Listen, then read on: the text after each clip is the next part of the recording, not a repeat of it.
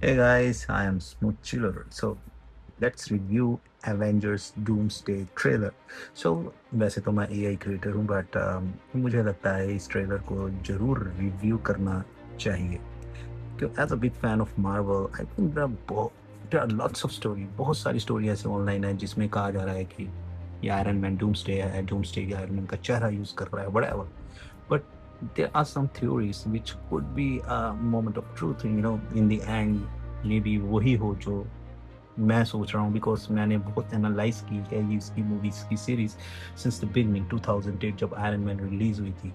सो एक सबसे बड़ा क्वेश्चन ये है कि जब टोनी स्टार को एंड गेम में कहा गया था कि let's go with the change the past and Tony star उसको एग्री नहीं कर रहा था बट इन द एंड कि ऐसा क्या हुआ कि उसने इस चीज़ को एक्सेप्ट किया and whatever happens after that we all know. So maybe this is the moment of truth and वो जानता है कि उसने आगे क्या करना है and maybe he's going to be the Doctor Doom and something like this. This is another story. So guys, please मेरा ये पहला रिव्यू जरूर आप रेट कीजिए, शेयर कीजिए and just let me know where I can improve and maybe ये थोड़ा verse हो, maybe ये बहुत अच्छा हो बट आप प्लीज़ मुझे रिव्यू ज़रूर दीजिएगा. सो क्या एवेंजर्स डूमसडे में सिर्फ एक और एवेंजर्स फिल्म नहीं है ना, मे बी मेरे हिसाब से ये एक बहुत ही अलग फिल्म होने वाली है जो कि इतनी सारी मूवीज को कंबाइन करके एक ऐसी मूवी बनी है जिसके अंदर एक एक सेकंड बहुत इम्पोर्टेंट होगा, देखने वाला होगा. और ये सबसे बड़ी मार्वल की मूवी होने वाली है, मे बी लेंथ भी इसका बहुत ज़्यादा बड़ा हो. तो 2008 में एक आयरन मैन आई थी, उसकी कहानी स्टार्ट हुई, स्पाइडरमैन ने मल्टीवर्स खोल दिया, लोकी ने टाइमलाइंस खोल दी एंड अब क्या सबसे बड़े विलेंस हीरो बन जाएंगे लाइक लोकी. आयरन मैन जो कि हीरो था वो विलेन बन जाएगा, तो को क्या शफल होने वाली चीज़ें. तो चलो वापस चलते हैं 2008 में जब आयरन मैन का सबसे बड़ा डर था कि कुछ ऐसा होने वाला है जिसको वो ठीक नहीं कर पाएगा बट वो इस डर के साथ जी रहा था. इसी वजह से एज ऑफ अल्ट्रॉन मूवी बनी और उसने अल्ट्रॉन को जन्म दिया ना. उसमें एक चीज़ बहुत खास थी कि जो चाहता था कि सारा कंट्रोल टोनी स्टार्क के पास हो, उसके पास हो, ना कि कैप्टन अमेरिका और एनी गवर्नमेंट व्हाटएवर. तो वो चाहता था इनडायरेक्टली सारा कंट्रोल उसके पास हो. तो मे बी दैट्स वाई वो आयरन मैन के रूप में नहीं, डॉक्टर डूम के रूप में ये कर चुका है थ्रू मल्टीवर्स. सो ये थ्योरी मेरे हिसाब से 80% truth है and going to be a moment of truth in the future when this movie is going to release. So अब मैं MCU का सबसे बड़ा हीरो, सबसे बड़ा विलेन का चेहरा बन गया है बट क्यों, लेट्स सी. सो एक स्पाइडरमैन मूवी आई थी नो वे होम, हम सब ने देखी. उसके अंदर क्या होता है कि डिफरेंट टाइमलाइन खुल जाती है, सारे स्पाइडरमैन एक हो जाते हैं, विलन एक हो जाते हैं, यूनिवर्सेस कोलाइड होते हैं एंड आफ्टर दैट एक ऐसी थ्योरी बनती है जिसमें कि कुछ भी हो सकता है. तो ये भी पॉसिबिलिटी है जो आयरन मैन है हम देख रहे हो जो मर चुका है वो शायद वापस आ सकता है.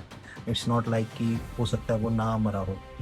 There are multiple quantum mechanics theories are there to prove that particle कभी energy can neither be created nor be destroyed, something like that these theories हैं.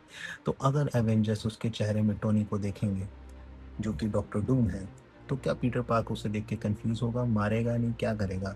क्या थोर उसके आगे दोस्ती का हाथ बढ़ाएगा? और क्या डॉक्टर डूम इसी एवेंजर्स की जो इमोशनल कमजोरी का फ़ायदा उठाएगा? और दूसरी साइड जो लोकी अब टाइमलाइन का एक गॉड बन चुका है और वो टाइमलाइन को बचा रहा है, और काउंटलेस टाइमलाइन जो हमने लोकी सीरीज देखी थी इन द एंड. तो सबसे बड़ी थ्योरी ये है उसमें कि क्या डॉक्टर डूम को पता लग गया है कि पूरा मल्टीवर्स ख़त्म हो रहा है, और जैसे कि थैनोस चाहता था कि सब कुछ बैलेंस रहे, इसमें डॉक्टर डूम कहता है कि मैं फैसला करूंगा कि दुनिया कैसे मिटेगी और इसीलिए वो दुनिया मिटाने आ रहा है. और ये इनका यूनिवर्स है जो कि हमारी एवेंजर्स असेंबल हुए हैं और वो इस यूनिवर्स को ख़त्म करने आ रहे हैं just to make some balance from his side. So अब इस कहानी में फंटेस्टिक फोर आ चुके हैं, एक्स मैन आ चुका है, एवेंजर्स तो है ही और अलग अलग सुपर हीरोज़ की टीम्स है इसमें.